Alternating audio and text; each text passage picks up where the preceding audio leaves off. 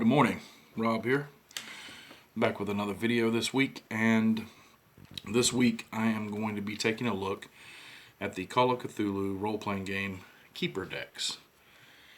There are 4 of them. So before we get started, I need to go through my spiel. If you like the channel, please subscribe, hit the notification button so you see when I put up new videos, which is usually twice a week. Obviously, if you like the videos, give it a thumbs up. If you didn't, give it a thumbs down. Feel free to, talk to me in the comments. I answer as many questions or comments as I can. And also, we have a Facebook group that is mainly consists of me and a lot of the people that either play with me or have played with me in the past, and some of our friends from here on the channel. I will warn you that if you join the group, it's not always very PC, and sometimes the jokes and conversations can contain, adult language or immature adult language, whichever. But anyway, that's the whole deal. So we're going to jump right into this week's video where I am discussing the Keeper Decks. And I'm going to go through each one, let you know what's in them, give you my thoughts on them, and let you decide from there if they are something that you feel like you may want to add to your collection to use in your games. So they come in a 4-pack, and if I'm not mistaken, I want to say it's like $30, so it's not expensive, especially for 4 decks of cards. But it's a 4-pack. To my knowledge, you can't buy them individually. You just buy the package that has all 4 decks in it. And let's see. So you have a Phobia Deck, which has more than phobias in it.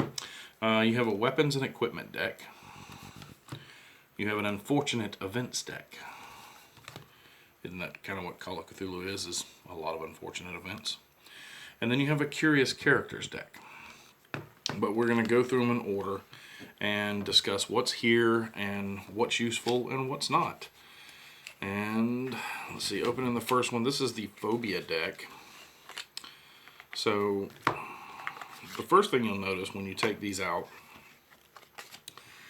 is, though the boxes they're not bad. They're like regular boxes for playing cards. Material wise, the first thing you're going to notice is that these cards are big. They're really tall. So if you're like me and you like to sleeve game products, cards for games, I do it with board games.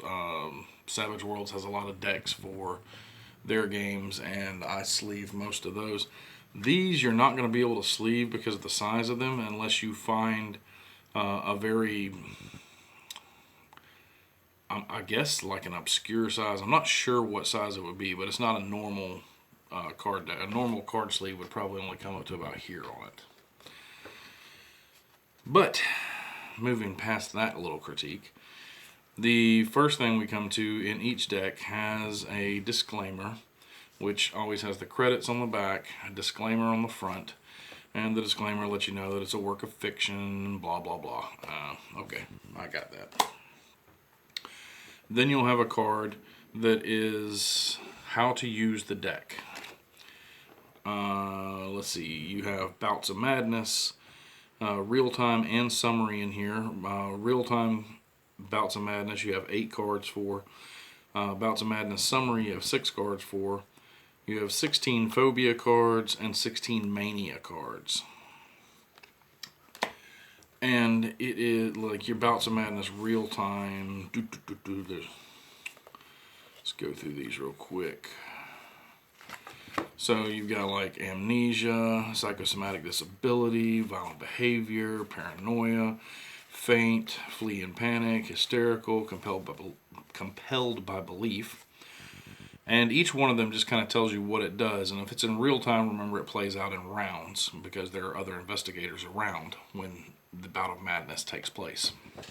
So, like on Amnesia, And each one has art on the back related to the card itself. But like we look at Amnesia, it tells you it's about a madness, real time. And it says you have no memory of the events that have taken place in the last 6 hours. You have no explanation for how you came to be in this place and why you are here. The amnesia lasts for 1d10 rounds. So if you are playing out in rounds and you have a character who gets this bout of madness, you can just hand them the card. I find that being able to hand out cards that give you a description of whatever status or condition your character may be under is very helpful. Not just in this game. Like I said, Savage Worlds does it too. I think D&D has condition cards. But anyway, having those cards to hand out to your players is really helpful when they can set it in front of them.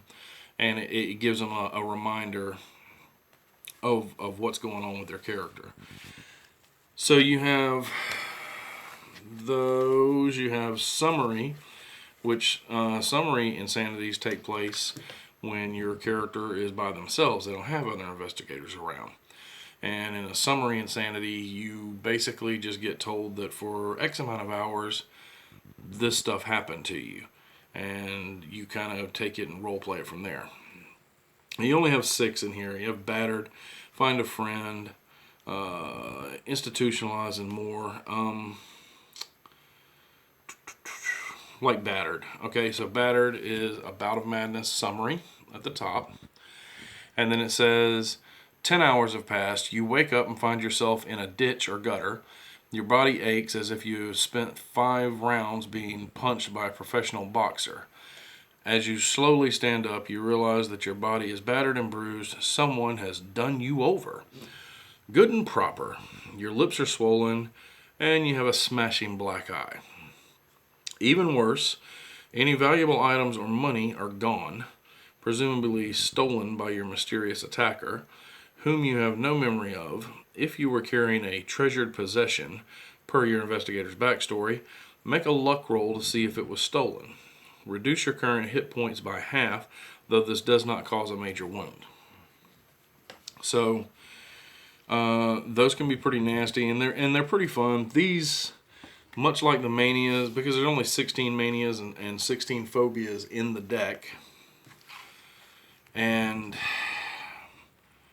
you got aerophobia, arachnophobia, bibliophobia. I mean, there's 16 of them here. Claustrophobia, and then let's see. You go into the different manias that you can have, and you've got 16 of those as well. This is obviously not all of them from the Keeper's Rulebook. There's, I believe, a D100 chart in the Keeper's Rulebook, and you can roll or you can choose off of it which phobia or mania you're giving to a player. These just kind of give you a taste of it. There's a little more here than what's in the starter set, but not as much as what's in the Keeper's Rulebook. But if you want to keep things simple, you can always just use these. They're completely optional. Obviously, they didn't do a card for every possible one because, the card decks would be this big just for the phobias and manias. But if you have some favorite ones that you like to use, you can just keep those cards to the side, and when a player gets hit with it, you just hand them the card. So our next deck that we're going to look at is the Weapons and Artifacts deck. Again, card size is a little annoying, but I've already been over that. So we got our disclaimer that lets you know this is a work of fiction and has the credits on it. And you have our how to use the Weapons and Artifacts deck, which should seem fairly simple. When they get one of these weapons or artifacts, you hand them the card. So I'm going to go ahead and start out by letting you know that we have one blank card in the back that lets you create your own weapon or artifact. I would save this for an artifact if I were you, and you'll see why in a minute. So you have a whole slew of weapons in here. 12 gauge shotguns, 20 gauge shotguns, 22 short automatics, 22 bolt action rifles, 25 Derringer, let's see, revolvers, automatics. It goes through a lot of, 357s, AK-47s. And it tells you on the card the time period that it can be used in. So 1920s, like the 12 gauge shotgun, 1920s / modern. So it can be used in either one. Then it tells you the skill, the base chance, the buckshot damage, the buckshot range, the slug damage, the slug range, uses per round, bullets in the gun, malfunction number, and then the cost depending on the time period. And then any special rule that is attached to that particular weapon is also on the card. So yes, these are nice when a character gets their hands on a gun or because there's melee weapons in here too. There's flamethrowers, which is not a melee weapon, but always good time, right? Machetes, pipe bombs. Oh, that's good. Sword canes, taser guns. But anyway, each one is statted out just like that, just like it is in the first one I showed you, the 12 gauge shotgun. So you have a whole bunch of those. And then you have 1, 2, 3, 4, 5, 6, 7, 8. You have 8 artifact cards. By the way, on the back of each one, it also has, artwork for whatever it is. But you got the Mego Brain Cylinder, which has artwork, and it tells you, the rules from the book on how it works. Crystal of Elder Things, electric guns, lightning guns, Mego Web Armor, Mist Projector, Starstone, and they're neat. They're really cool. But I have found that most of the time when a player either buys a weapon or they find a weapon, and by weapon I mean mundane, like shotguns, swords, clubs, whatever, they tend to go ahead and write down their information on it on their character sheet. If they don't want to, it is handy to be able to just hand them a card that has everything on it. Or maybe they just copy everything down off the card, hand it back to you. But this is the same info that's in the book. The big problem with this deck, in my opinion, is that these are your mundane weapons, and these are your mythos artifacts. There's not a lot of them. I kind of wish there were more of these and less of these, because these are things, the artifacts are things that your characters aren't necessarily going to have a lot of. Number one, they're not going to have a lot of them. But number two, they're not going to be something that your characters are used to writing down on their weapon. This is something special that they wouldn't write on their character sheet. So these I think you needed more of than these. But, that's, your mileage may vary. That's just a personal pet peeve of mine. So our next deck is the Unfortunate Events deck. This is a funny deck, man. Let me tell you, there's some crazy stuff here. Alright, so somewhere in here there's a disclaimer. I don't know where I put it. But you have a how to use the Unfortunate Events deck. And it does tell you the keeper may choose to present a player with a card from this deck during play. Player receiving the card should apply its effects to their investigator immediately. Keepers are advised to pre-select appropriate event cards rather than drawing them randomly, so on and so forth. That I agree with 100%, and I will show you why. So, this is literally an entire deck of just weird stuff that you can have happen to a character. Maybe they open something, some kind of chest, and something, they drink some kind of liquid or anything, or maybe you just want to screw with the player just to mess them around because you just you don't really have a hard, fast rule for how to do these. It's more just keeper discretion, you know? It's, number one, you don't want to do it randomly because they're not all just role-playing ticks. Some of them are role-playing ticks. Let's see, where was one I was looking at?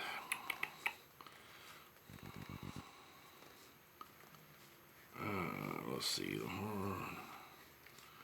There's one in here where you think you're just being followed, and it's a really cool one. That one's nasty. Here we go. Followed, and all it says on followed is, for the last hour you have a sense of being followed. As you make your way, it feels like someone or something is dogging your tracks. That's a cool role-playing tick to add into, especially an intense scene. If you've got an investigator who's off by themselves, they've decided to separate from the group and go somewhere and do something else. It can be fun to throw something like that on them and make them paranoid. I've done it. It's a lot of fun. But then you also have cards like Deadly Saltwater. You're going to love this. 1 minute you're fine. The next you begin to choke as if you had taken too large a gulp of water. You feel your chest expand and your mouth fills as you start to choke up salt water. Breathing quickly becomes difficult as you feel salt water filling your lungs. Take 1d8 hit points of damage. Wow. I mean, wow. Make a con roll each round. If you fail, you suffer a further d8 damage until death. Success. You don't lose any hit points this round, but you have to roll again next round. And it's extreme success.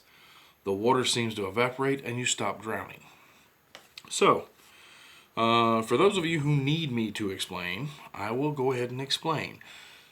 Those two cards right there are a perfect representation of why you do not want to deal these out randomly to your players.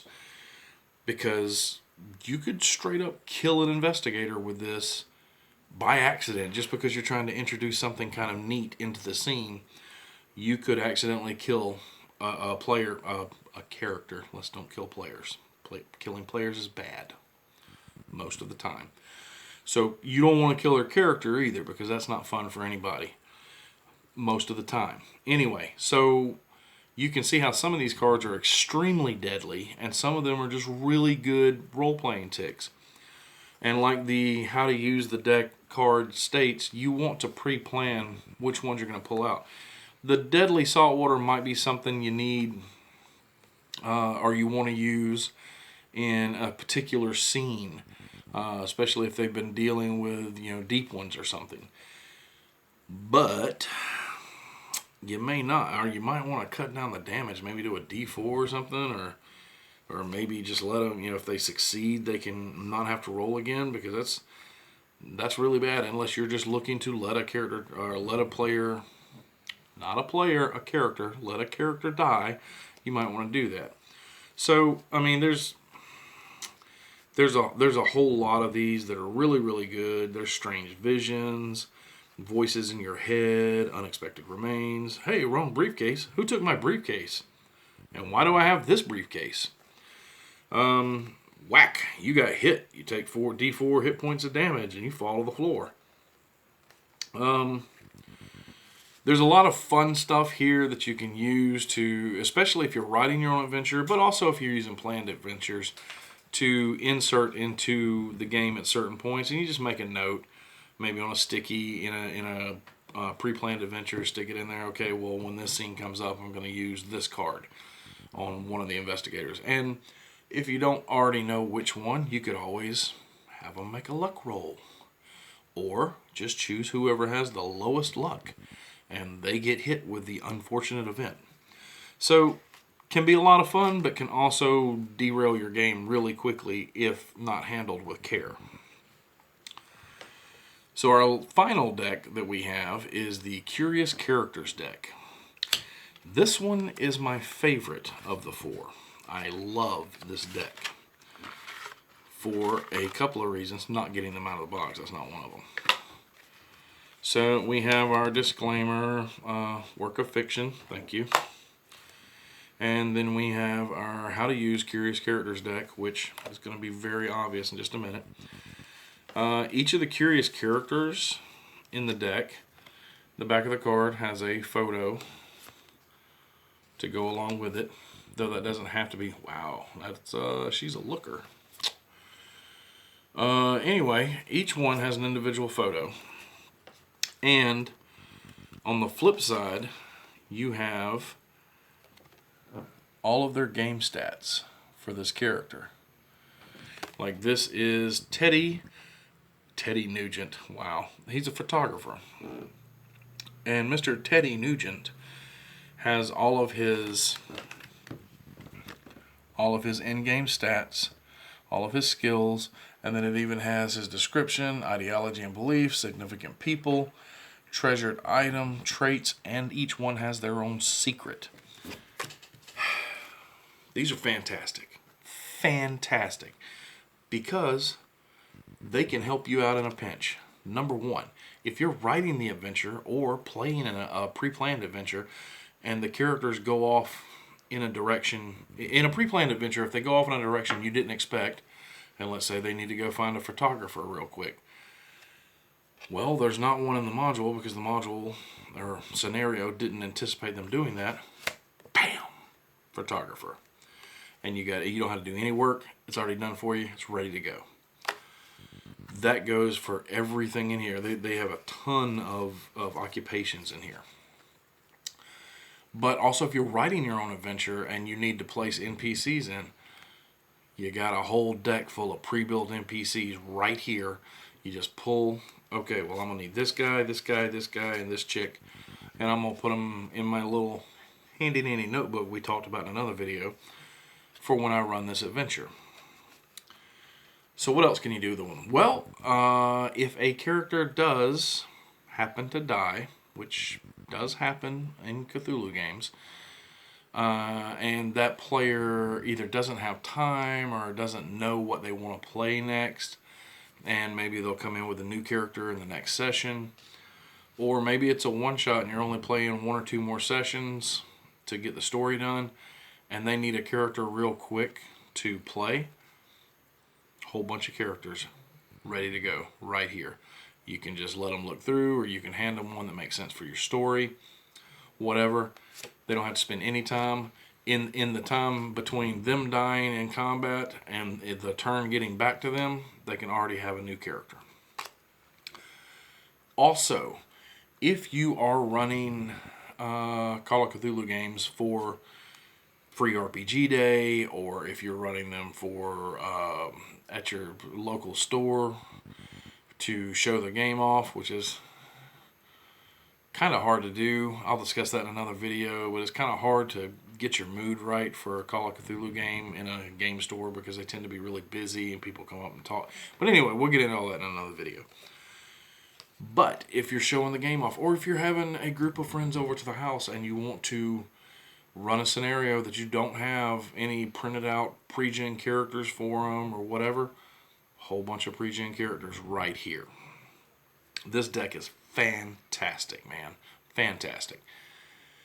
So, what are my thoughts? Well, I like the Phobia deck.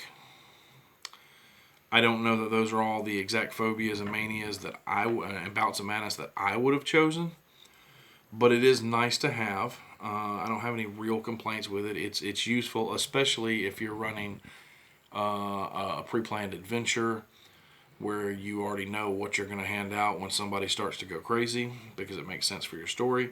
Those can be really handy. The weapons and artifacts deck. Again, I don't know. The weapons are kind of cool. It's kind of neat to hand those cards out. Do you really need them? Most people are going to write their weapons and stuff on their character sheet and have their stats for it anyway.